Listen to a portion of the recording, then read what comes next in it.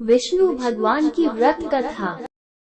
एक समय की बात है जब ऋषि मुनियों ने ये जानने का निर्णय लिया कि त्रिदेवों यानी ब्रह्मा, विष्णु और महेश में से सर्वश्रेष्ठ कौन है। इस बात का पता लगाने की जिम्मेदारी भृगु ऋषि को दी गई।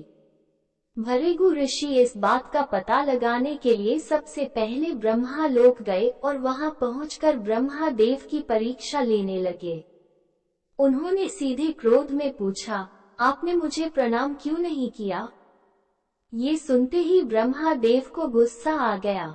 उन्होंने झल्लाते हुए पूछा, क्या एक पुत्र अपने पिता से श्रेष्ठ हो गया है जो उसे मुझे प्रणाम करना होगा। ये सुनने के बाद भृगु ऋषि उनसे कहते हैं कि मैं तो आपकी परीक्षा ले रहा था और आप मुझ पर क्रोधित हो गए। इतना कहकर भृगु ऋषि वहां से सीधे कैलाश चले गए। वहां जाकर वो नंदी से कहते हैं कि मुझे शिव जी से मिलना है। नंदी ने ऋषि को जवाब देते हुए कहा, मैं भगवान शिव का ध्यान भंग नहीं कर सकता हूँ। ऐसा करने पर भोलेनाथ क्रोधित होंगे। नंदी का जवाब सुनकर भृगु ऋषि खुद ही शिव जी के ध्यान को भंग कर देते हैं। शिव जी का ध्यान भंग होने पर वो भी गुस्सा करते हुए भृगु ऋषि को भस्म करने की बात कहते हैं। तभी माता पार्वती उन्हें रोकती है और ऋषि मुनि को क्षमा करने की प्रार्थना करती हैं। शिव जी के गुस्से को देखने के बाद भृगु ऋषि कैलाश से सीधे बैकुंठ चले जाते हैं। वहां वो देखते हैं कि भगवान विष्णु आराम कर रहे हैं और माता लक्ष्मी उनके पैर दबा रही होती हैं। उसी वक्त भृगु ऋषि सीधे विष्णु भगवान की छाती पर पैर से प्रहार कर देते हैं। इस प्रहार से भगवान विष्णु की नींद खुल जाती है और वो भृगु ऋषि से प्यार से पूछते हैं, हे ऋषिव, मेरे कठोर शरीर से कहीं आपके कोमल पैर को चोट तो नहीं लगी? अगर लगी होगी तो मुझे क्षमा कर दे। ये सुनते ही ऋषि प्रसन्न हो जाते हैं और समझ जाते हैं कि भगवान विष्णु ही त्रिदेवों में सर्वश्रेष्ठ हैं। माँ लक्ष्मी भी ये सब होते हुए देखती हैं। वो गुस्से में कहती हैं, नाथ, उन्होंने आपको पैर से मारा और आप इस तरह प्रेम भाव दिखा रहे हैं। क्रोध में वो भगवान विष्णु को छोड़कर बैकुंठ से सीधी धरती चली जाती है और महाराष्ट्र के कोल्हापुर में रहने लगती है। माता लक्ष्मी के बैकुंठ छोड़कर चले जाने पर भगवान विष्णु को लगता है कि उनका सम्मान और संपत्ति नष्ट हो गई है। इसी वजह से उनका मन काफी अशांत रहने लगा। फिर वो माता लक्ष्मी की तलाश में धरती चले जाते हैं। धरती जाकर भगवान विष्णु श्रीनिवास नामक व्यक्ति बनकर माता लक्ष्मी को ढूंढने लगते हैं। माता लक्ष्मी को ढूंढते ढूंढते वो वेंकटचल पर्वत क्षेत्र में स्थित बकुला माई के आश्रम पहुंच जाते हैं। वहां बकुला माई ने उनका आदर पूर्वक स्वागत किया और उन्हें आश्रम में ही रहने के लिए कहा। उस आश्रम में भगवान आराम से श्रीनिवास बनकर रहने लगे। कुछ दिन बाद वहां एक हाथी आ जाता है जो सबको परेशान करता है। ये देख श्रीनिवास धनुष बाण लेकर हाथी की ओर दौड़ते हैं। उन्हें आता देख हाथी डरकर घने जंगल में भाग जाता है। श्रीनिवास उस हाथी का पीछा करता हुए थककर एक सरोवर के पास पेड़ की छाया में आराम करने लगते हैं और कुछ ही देर में उन्हें नींद आ जाती है। नींद में वो कुछ युवतियों का शोर सुनते हैं जिससे उनकी नींद टूटती है। आंखें खोलते ही वो खुद को 5-6 युवतियों से घिरा पाते हैं। युवतियां श्रीनिवास को डांटते हुए बोलती हैं कि यह राजकुमारी पद्मावती का उपवन है और इस क्षेत्र में पुरुषों का आना एकदम मना है। यहाँ तुम कैसे और किस लिए आए हो? श्रीनिवास जवाब दे ही रहे थे कि तभी उनकी नजर वृक्ष के पीछे से झांकती राजकुमारी पद्मावती पर पड़ी। वो उसे देखते ही रह गए। कुछ देर में वो युवतियों को बताते हैं कि मैं एक हाथी का पीछा करते हुए यहाँ पहुँचा हूँ। मुझे बिल्कुल भी पता नहीं था कि यहाँ पुरुषों का आना मना है। मुझे क्षमा कर दें। इतना कहकर वो बकुला माई के आश्रम लौट जाते हैं। आश्रम लौटने के बाद श्रीनिवास का किसी भी काम में मन नहीं लगा। तब एक दिन बकुलामाई उनसे उनकी उदासी की वजह पूछती हैं। उदास होकर श्रीनिवास पद्मावती के बारे में उन्हें बताते हैं और कहते हैं कि मैं उसके बिना नहीं रह पाऊंगा। बकुलामाई उन्हें कहती है कि ऐसा सपना न देखिए जो पूरा न हो सके। वो एक प्रतापी राजा चोल नरेश आकाश राज की बेटी है और आप एक आश्रम में रहने वाले कुल व गोत्रहीन युवक हैं। कुछ देर सोचने के बाद श्रीनिवास कहते हैं कि माँ, एक तरीका है, बस आपको मेरा साथ देना होगा। बकुलामाई श्रीनिवास का प्यार देखकर हाँ कह देती है। दूसरे दिन श्रीनिवास ज्योतिष विद्या में निपुण औरत का वेश धारण करके राजा आकाश के नगर नारायणपुर पहुंचते हैं। उनकी विद्या की वजह से हर तरफ उनकी चर्चा होने लगती है। होते होते एक दिन राजा ने उन्हें अपनी बेटी पद्मावती का हाथ देखने के लिए श्रीनिवास को अपने महल बुलवाया। वहां पहुंचकर उन्होंने राजकुमारी के हाथों की रेखा देखी और कहा कि कुछ दिन पहले एक युवक से वन में तुम्हारी मुलाकात हुई होगी। पद्मावती ने जवाब में हाँ कहा। महिला बने श्रीनिवास ने कहा कि उसी युवक के साथ तुम्हारा विवाह होगा।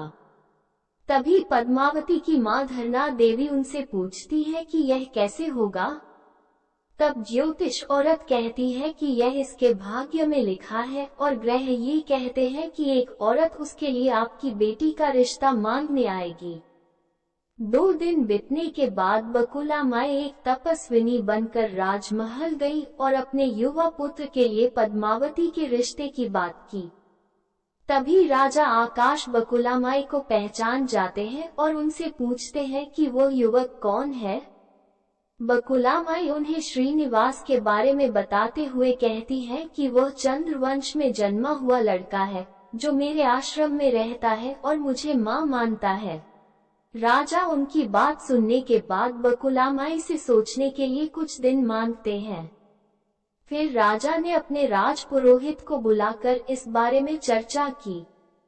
सब कुछ जानने के बाद राजपुरोहित श्रीनिवास के बारे में पता लगाने में जुट जाते हैं।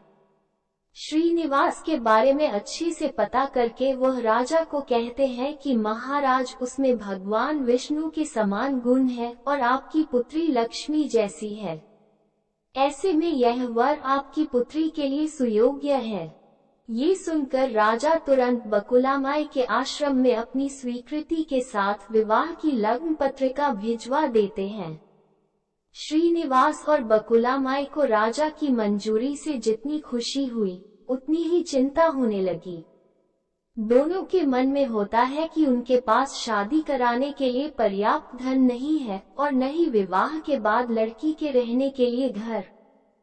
तब बकुलामाई श्रीनिवास को लेकर वराह स्वामी के पास जाकर उन्हें श्रीनिवास के शादी में खर्च के लिए धन की कमी की समस्या के बारे में बताती हैं। तब वराह स्वामी 8 दिक्पाल का आवाहन करते हैं।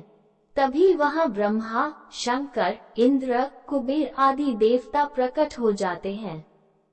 फिर वराह स्वामी श्रीनिवास से कहते हैं कि तुम खुद ही इन्हें अपनी समस्या के बारे में बताओ। श्रीनिवास देवताओं से पूछते हैं कि मैं चोल नरेश राजा आकाश की पुत्री पद्मावती से शादी करना चाहता हूँ, पर मेरे पास शादी के लिए धन नहीं है। मुझे क्या करना चाहिए? इंद्रदेव ये सब सुनकर कुबेर से कहते हैं कि तुम शादी के लिए इन्हें ऋण दे दो। जवाब में कुबेर बोलते हैं कि मुझे ऋण देने में कोई परेशानी नहीं है, बस ये सुनिश्चित कर दीजिए कि मुझे धन वापस कब और किस तरह से मिलेगा। तब श्रीनिवास ने कहा, आप चिंता न कीजिए कुबेर देव, मैं कलयुग के अंत तक पूरा ऋण चुका दूंगा।